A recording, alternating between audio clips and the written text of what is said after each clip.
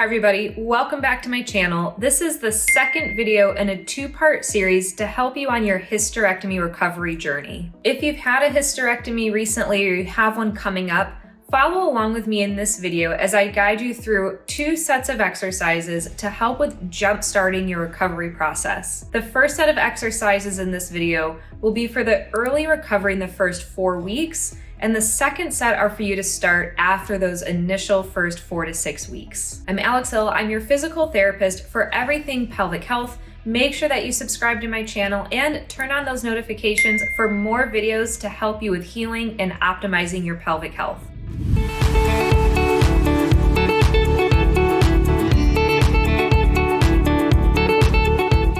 It can take 6 to 8 to even 12 weeks to fully recover after having an abdominal hysterectomy, but recovery times are often shorter after having a vaginal or laparoscopic hysterectomy. In this acute period after your surgery, you do want to avoid any heavy lifting or strenuous exercises. The exercises that we're going through in this video are going to be for those initial first 1 to 4 weeks as those tissues are healing. We'll then go to a second set of more advanced exercises that you can do after those first 6 to 8 weeks once those tissues and incisions are more fully healed. Before you start with any new exercises, make sure you get clearance from your medical provider and make sure especially that you check with your surgeon about any specific protocols or precautions that they have for you after your surgery. You should not have any pain with these exercises, so if you do have pain or anything hurts, stop the exercise that you're doing. All right, again, this first set of exercises you can do in your first 1 to 4 weeks. If you're having a little bit longer of a recovery process, and you can do these beyond that first 4 weeks. The first exercise that we're going to do is diaphragmatic breathing. This is breathing with the goal of really getting air into the abdomen and into the ribs, not just breathing through your chest. So you're going to start either lying down or sitting up in a comfortable position with your back supported. You're going to have your hands on the lower part of your ribs and your abdomen, and that's where you should feel most of the movement with this breathing. You're going to breathe in through the nose and feel that your ribs and abdomen expand, and then you're going to exhale and let the muscles relax back down. If your hands are more directly on your abdomen, you should feel that as you breathe in, the belly breathes in, you fill that abdomen, your hands raise towards the ceiling, and then as you exhale, they come back down. You can do that for about a minute, just nice, slow, easy breathing in, feeling your ribs expand, your abdomen expand, and then breathe out. If you feel dizzy with this exercise, stop doing it. But again, otherwise you can do this for about a minute at a time throughout the day. The next exercise is going to be pelvic floor contractions or exercises. These are also called Kegels. But I first want to show you where those pelvic floor muscles are. The pelvic floor muscles are a group of muscles that sit at the bottom of your pelvis, and they help to support and stabilize this entire lumbar and pelvic area. They have a sphincter function to help you control your bowel and bladder, and they also have a sexual function as well. These pelvic floor muscles, when they contract, it should feel like your vagina and your rectum are both pulling up and in, and when you relax, you should feel them completely relax and come all the way back down. So you can either do these contractions either lying down or sitting up in a supported chair. We're also going to work these into our breathing routine as well. So as you breathe in, you relax the pelvic floor, and as you breathe out, you're going to contract the pelvic floor. So feeling that squeeze of the vagina and the rectum. Breathe in as you relax back down. So you're really only holding that contraction for just a couple seconds as you're breathing out. So we'll go through that again. You breathe in. As you breathe out, you contract the pelvic floor. Hold that for a couple seconds as you breathe out, and then let them relax completely as you breathe back in. You can do a set of 10 of those once or twice a day just to gently start to get those muscles activating. If you need more help finding these muscles and doing that contraction correctly, I'm including a link in the description below with a video that I have that guides you through exactly how to find them and how to contract them correctly. The next exercise that we're going to do are pelvic tilts, and you can do these just lying in bed on your back. So lying on your back with your knees bent, your spine should be in just a comfortable position. You should have a little bit of space behind your back and between the bed. Again, we're going to do this with our breath, so you're going to first breathe in, and as you breathe out, you're going to gently pull your pubic bone towards you and tilt your pelvis backwards so it flattens your back a little bit against the bed. You're going to breathe in and relax. Breathe out, gently pull your abdominals in to get that tilt, and then breathe in and relax. I'm going to show it a little bit exaggerated, so you're going to start with your back a little bit arched. Breathe in. Breathe out as you tilt backwards, and then breathe in and relax. The hips and the pelvis will tilt back forward. So you can imagine the pelvis kind of like a bowl filled with water. As you tilt back, you're bringing that water, almost imagine you're spilling the water on you, and then relaxing back to neutral. So again, just to review it, breathe in. Breathe out and gently pull your abdomen and pelvis back in toward you to flatten the spine, and then breathe in, let it relax back to neutral. I'll show it one more time. Breathe out as you pull in. Breathe in as you relax. This should be a gentle, small movement. It shouldn't be a very big, vigorous, strong movement as you do this. Just nice and small movements, doing this with your breath. You can, again, do this in sets of 10, a couple times a day, just as that feels comfortable to do. The final exercise in this first set of gentle exercises that you can do in those first couple weeks is going to be activating and isolating a muscle called your transversus abdominis. Shorter hand, we'll just call it the TA. That TA muscle starts at your spine, and it wraps around the front, and it acts kind of like a corset, so it helps to stabilize the lumbo-pelvic area, the abdominals, but it also co-contracts with the pelvic floor. So as you do this transversus abdominis activation, you should feel your pelvic floor muscles kick in a little bit as well. You can do this exercise sitting up in a supported chair or lying down. Lying on your back with your knees bent, you should feel the activation in the lowest part of your abdomen between your hip bones and right above your pubic bone. So just like with our other exercises, we're going to coordinate with this with our breath. You're going to breathe in, fill the abdomen, and as you exhale, you're going to gently draw in your lower abdominals, like you're tightening up your abdominals, kind of zipping them up or pulling in that corset. You're just going to hold that a couple seconds as you breathe out. And then as you breathe in, you'll relax. So again, that exercise is breathing in. As you exhale, you're going to pull in the lower abdominals. And you can see it's a small movement. Hold that for a couple seconds. And then breathe in and relax. Breathe out and engage. Draw in those lower abdominals. And again, you should feel your pelvic floor kick in a little bit.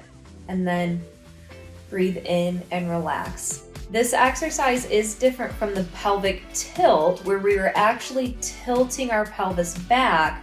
Remember, this TA muscle acts more like a corset coming around the abdomen, so it should feel like you're tightening your muscles with this exercise versus pulling them back.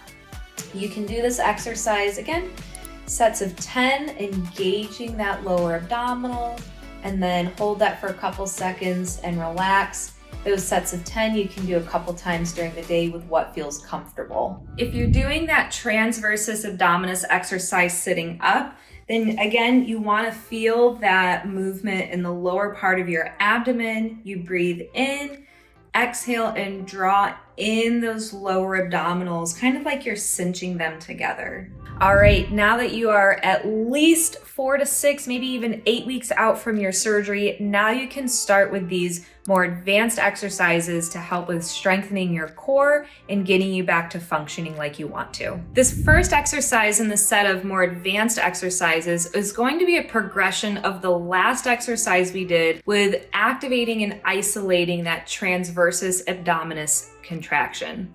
So we're going to do the same thing, but we're going to be on our hands and knees. Being on your hands and knees means that it's working your core a little bit more, and it's going to be engaging your abdominals more as well. So you're going to start on your hands and knees. Make sure that your elbows and your wrists are directly below your shoulder. Your knees are directly below your hips.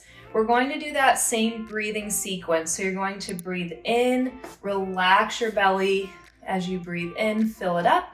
As you breathe out, you're going to pull in and engage your lower abdominals. So breathe in and relax, and then breathe out as you tighten and engage. You shouldn't be moving your back to get this contraction. You should keep your spine neutral the whole time. The only thing that's moving are your abdominals. So you're going to breathe in, let your belly drop, breathe out, and pull it up. I'll show that one more time. So breathe in and then breathe out as you draw it up and in. Again, you should feel that you're pulling your abdominals away from the table, pulling them up towards your spine with this exercise. A little bit level up from that is going to be engaging those lower abdominals and just lifting one arm up and then bringing it back down. So you're having to engage those abdominals so that you're not shifting back and forth, and bringing that arm up forward is going to work those abdominals a little bit more. So again, we're maintaining that contraction the whole time that you're moving your arms. So you're just going to repeat that, and either with holding that contraction or doing it with the arm movements. You can do that in sets of 10, and you can do that once or twice a day. The next exercise is going to be marching on your back. With this exercise, we're still going to engage our lower abdominals, that transversus abdominis muscle. So you're going to lie on your back with your knees bent about hip width apart. Your arms are going to be by your side. You're going to first breathe in, and as you breathe out, you're going to engage your lower abdominals, slowly lift your right knee up, no more than 90 degrees, and then slowly bring it back down. As you first start out, you may need to start in a much smaller range, and that's okay. Make sure that you engage your lower abdominals to make sure that you're not shifting your hips back and forth. Again, one of the primary goals of doing this exercise and working on that TA muscle is to stabilize your core and help to get it more strengthened and stabilized. So again, going through that, you're going to engage your lower abdominals as you slowly lift your left knee and then your right knee. So you're going to alternate side to side. You shouldn't have any pain with this. Again, keep it in a small range initially if you need to, and then you can work up towards going to that 90-degree angle, making sure, again, that you're not shifting side to side or that your belly is pooching out as you lift that leg up. You want to keep it all engaged and pulled in the entire time. With this marching, you can do this in sets of 10 for each side, and you can do a set or two of these daily as you start to work on that stabilization. The third exercise is going to be doing bridges. Again, you guessed it, we're activating that TA muscle and doing this with our breath. So lying on your back, knees bent, feet flat on the ground, and about hip width apart, you're going to engage your lower abdominals and breathe out as you lift your bottom up off the floor, off the bed. Breathe in on the way down. Initially, you don't need to go very high up with this. We're just starting to work on waking those muscles back up, starting to engage your core and your glutes. So again, breathe in, engage the lower abdominals, and breathe out as you lift up. Hold for a couple seconds with your breath, and then breathe in on the way back down. Breathe in, engage the lower abdominals, lift up, and come back down.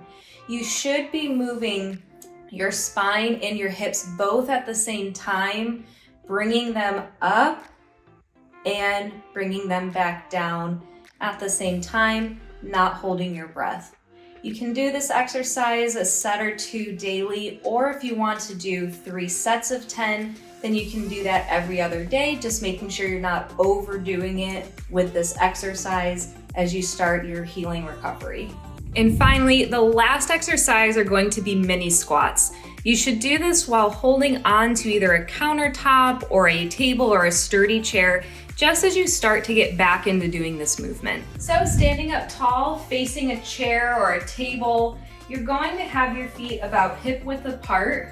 You're going to breathe in as you sit your bottom back, breathe out as you stand back up. Again, no holding our breath with any of these movements.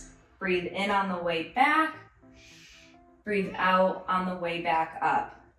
Just with all of the other exercises, start in a small range first with what feels comfortable. The farther out you are from surgery, the stronger that you get. Then you can work more towards getting into that deeper squat. But initially, starting out, just start with those mini squats that feel comfortable to do. Having your hands on a stable surface will just help with your guiding and getting better confidence as you start to move and get farther out from surgery.